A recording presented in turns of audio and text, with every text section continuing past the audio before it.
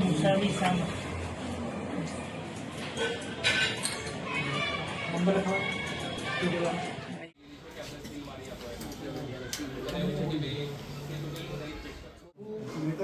E0085 66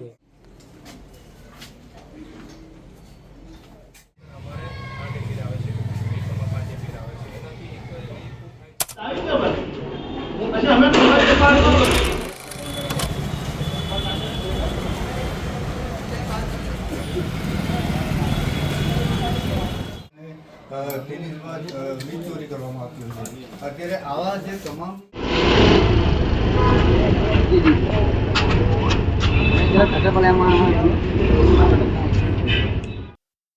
Dahod જિલ્લા town એ division post ખાતે ગઈકાલે એક ફરિયાદ દાખલ થઈ છે. એમજીસીએલ દ્વારા ફરિયાદ દાખલ કરવામાં આવી છે.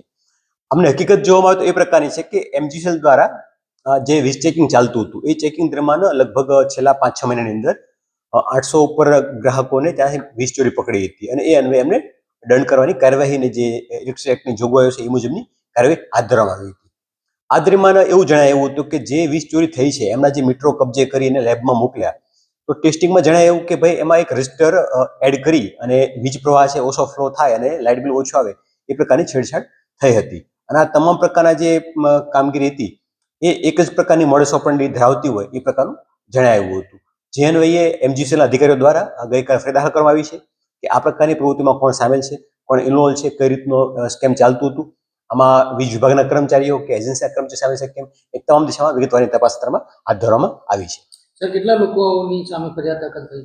ફરિયાદ નામજોગ કોઈ ફરિયાદ નથી. ફરિયાદ એ દાખલ થઈ છે કે જે વીજ ચોરીની ફરિયાદ દાખલ થયેલ છે ઓલરેડી, એ વીજ ચોરી કરવા માટે જે ગ્રાહકો છે એમને કોણે કોણે હેલ્પ કરી છે અથવા કોણ કોણ ઇન્વોલ્વ છે એ તમામ સામે કાર્યવાહી કરવા માટે એ ફરિયાદ દાખલ થઈ છે.